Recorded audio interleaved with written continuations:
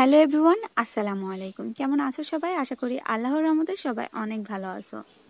আমি টিনা চলে আসলাম প্রতিদিনের মতো নতুন একটা ব্লগ নিয়ে। আমরা যারা গ্রামে থাকি, ঘরে যদি 2 দিন সবজি না থাকে তাহলে কিন্তু এমনিতেই চলা যায়। শহরের মানুষ কিন্তু এভাবে চলতে পারে না। আমাদের আশেপাশে যদি কারোর বাড়িতে শাক সবজি বাড়ির আঙিনায় রোপণ করে, তারা কিন্তু সবাইকে দিয়েই খায়। কিন্তু শহরে থাকলে আপনার পানি থেকে শুরু করে সব কিছু কিনে খেতে হয়। আর গ্রামে থাকলে পারে একটা সুবিধা, বাড়ির আশপাশে যে শাকসবজি হয়ে থাকে ওইগুলা দিয়েই 2-1 দিন এমনিতেই চলে যায়। আমি এখন যাব বাজারে। আমি গোসল টোসল করে রেডি হয়ে নিয়েছি, মাহিবুড়িকেও গোসল করাই দিছি। এখন যে শুধু বোরকা পরবো, ভাবলাম বাজারে যেহেতু যাচ্ছি, বোনের জন্য কিছু শাক নিয়ে যাই, বোনের বাড়ি পাঠাই দিব। আজকে হচ্ছে বাজারে যাব মায়ের ভ্যাকসিন দিতে। মায়ের যে বিড়ালে খামচে দিছিল ওই ভ্যাকসিনের আজকে লাস্টে যেটা দেওয়ার কথা ওইটা আজকে দিব। 5টা দিতে হয়, 28 দিনের মধ্যে আর কি 5টা কমপ্লিট করতে হয়। এই জন্য ভাবলাম বাজারে যেহেতু যাচ্ছি তাইলে শাকও পেরে নিই। আর যেহেতু গাছে লাউ ধরতেছে না, এই জন্য ভাবলাম শাকগুলো নষ্ট হয়ে যাবে না। যেহেতু রমজান মাস, এই জন্য খাওয়া হচ্ছে না। আর রমজান মাসে তো এত শাকসবজি খাওয়া হয় না, ওই রাতে তো ভাত খাওয়াই হয় না।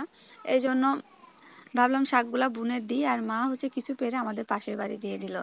এই জন্য আমি বললাম আমাদের গ্রামে থাকলে কিন্তু শুধু আমার মা দিছে এটা না, কিন্তু আমাদের আশেপাশে যারা আছে সবাই কিন্তু সবাইকে দিয়েই খায়। এই জন্য বললাম যে গ্রামে থাকলে 2-1 দিন শাকসবজি না কিনলে এমনিতেই সংসার চলে যায়। আর এই তো আমি তুলে নিলাম কিছু তেলাকুচুর পাতা। আমাদের বাড়িতে এই পাতাটা অনেক সুন্দর হয়েছে। এই পাতাটা নাকি ডায়াবেটিক্স রোগীদের জন্য অনেক উপকারী, আমি অনেকের দেখেছি এই পাতা সকালবেলা শুধু চাবাই খেতে। আর এই শাকটা ভর্তা খেতে আমার কাছে অনেক ভালো লাগে। আর মাই যেহেতু ঘরে রেডি হচ্ছে, আমি ভাবলাম ব্যাগটা আগে গুছায় রেখে তারপরে হচ্ছে আমি যা রেডি হই। আর এদিকে একটা কাঁথা দেখতে পাচ্ছেন, সকাল থেকে কাঁথাটা কাজ করতেছিলাম, এই জন্য এখানেই পড়ে আছে। আর কমপ্লিট হলে অবশ্যই আপনাদেরকে দেখাবো। আর আমার আজকের এই ছোট্ট ভিডিওটা যদি তোমাদের ভালো লাগে তাহলে প্লিজ আমার চ্যানেলটিকে সাবস্ক্রাইব করবা, লাইক শেয়ার কমেন্ট অ্যান্ড পাশে থাকা ছোট্ট বেল বাটন অন করে দিবা। তাহলে আমি যে কোনো ভিডিও চাই সঙ্গে সঙ্গে তোমাদের মোবাইলে নোটিফিকেশন চলে যাবে। আর যারা অলরেডি সাবস্ক্রাইব করে দিয়েছে তাদের অনেক ধন্যবাদ। আমি যখন এই শাকগুলা গাছ থেকে পাড়তেছিলাম তখন চলে আসে বাড়ির পার তরমুজ আলা। তখন একটা তরমুজ নিয়ে নিলাম।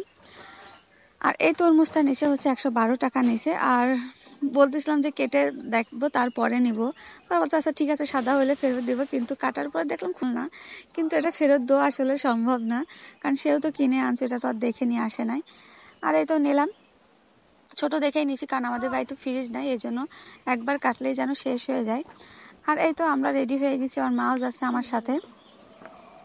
আর মাহি হচ্ছে, ও হচ্ছে আমাদের সামনে সামনে গেছে। ও আসলে ভিডিওতে খুব একটা থাকতে চায় না, আমি জোর করে মাঝে মধ্যে রাখি। তারপরে শাকটা বোনের ওইখানে পাঠাই দেওয়ার পরে চলে আসলাম ডাক্তারের কাছে। আর এই তো আমার মেয়ে দেখেন কত সাহসী, ও কিন্তু সুই দেখে ভয় পায় না। আর আমার তো সুই দেখলেই গা কাঁপে। আর আমি মানে পাশে থেকে ও যখন সুই ফুটায় তখন আমি চোখ বন্ধ করে রাখি। আর আমার মেয়ে দেখেন কিভাবে হাসতে হাসতে সুই ফুটাচ্ছে। মানে ডাক্তার বলে দেখি মার থেকে মেয়ে অনেক সাহসী। মাশাআল্লাহ, আমার মেয়ে অনেক সাহসী। আমার মেয়ের জন্য সবাই দোয়া করবেন। আর যেন এইসব দুষ্টাইমো না করে। এই নিয়ে 2বার ওকে ভ্যাকসিন দিয়েছি, এর আগেও 5টা দিয়েছি, আবার এই একবার।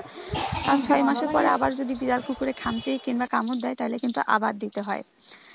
এই জন্য ওর হচ্ছে সবাই দোয়া করবেন। ওকে আমি অনেক সাবধানে রাখার চেষ্টা করি, কিন্তু এই তো বিড়াল কুকুর দেখলে ও এমনিতেই কাছে চলে যায়। আর বিড়াল কুকুরও দেখছি আমার মেয়েকে বেশি পছন্দ করে। তারপরে চলে আসলাম বাড়িতে। আর এসে দেখি মেঘ লাগছে, এই জন্য মাহিবুড়িকে বললাম মাহিবুড়ি আসো আমার কাজে সাহায্য করো। আর আমি ওই যে কাঁথাটা রোদে দিয়ে রাখছিলাম, কাঁথাটা রোদে দিলে আর কি সেলাই করতে সুবিধা হয়, কাঁথা আর কি নরম হয়ে যায়। যেহেতু অনেক দিন হয়ে গেছে এই কাঁথাটা আমি সেলাই করতেছি, শেষ করতে পারি নাই, এই জন্য রোদে দিয়ে রাখছিলাম। আর আমি ভিজা কাপড়গুলোও তুলে নিব, কারণ প্রচুর মেঘ লাগছে, যে কোনো মুহূর্তে বৃষ্টি চলে আসতে পারে। আর আজকে ইফতারি বানানোর কোনো কিছু শেয়ার করলাম না, আজকে এখানেই বিদায় নিয়েছি। আল্লাহ হাফেজ, আসসালামু আলাইকুম।